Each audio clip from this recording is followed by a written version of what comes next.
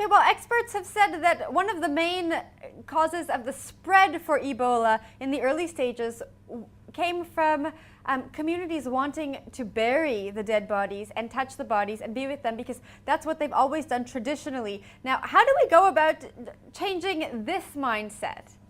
It's a tradition on how we bury our dead.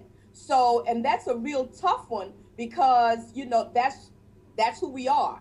That's our culture. So we have to again help faith communities and faith leaders, help the influencers understand why in this instance this cultural ritual does not work for the whole society. It's a tough one. We want to be a part of the transition of our loved ones from life to the next life.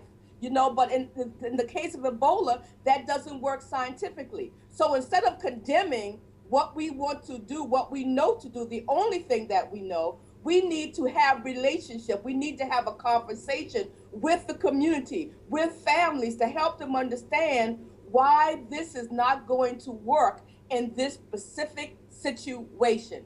And without that, the people will continue to do what they know in this very difficult time. We have to have more dialogue between science and faith so that the faith community can understand why we cannot do things the way we've always done them, generation and upon generation. Now, you often hear about doctors entering these areas and telling them why maybe a certain tradition that they've done for forever won't work in this situation, and you hear about it getting met with denial.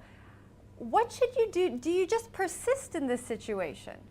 You must persist. You must persist because if you don't persist, that cultural behavior is going to spread the disease and you will see more death. So you have to persist. And oftentimes on the public health advocacy side, we just throw up our hands and say, oh, the faith community, they don't want to listen. Oh, they're backwards. Oh, they're crazy. Oh, they're ignorant. We don't want to take the time to really help the faith leaders, the influencers, understand why generational cultures will not work this time. This is a specific disease caused by a specific virus.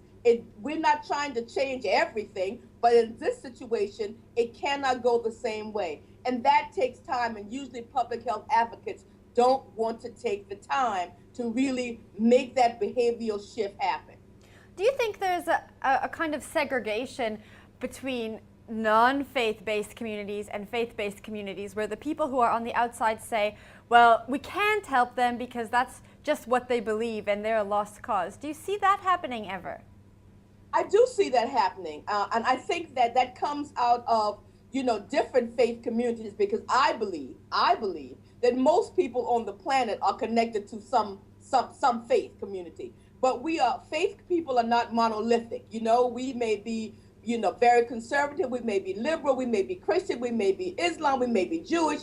We may be African traditional religions. So we're not monolithic. So you do have a segment, and particularly science that we're talking about, who will say, oh, they don't want to hear us. Oh, they're not listening. But what we, the scientists, must do, we must be willing to put our scientific information in a cultural appropriate way. We may have to go and put it in a context of, the biblical text or the context of the Quran in order to make that scientific information understood so the people can make a change in their behavior to save the community.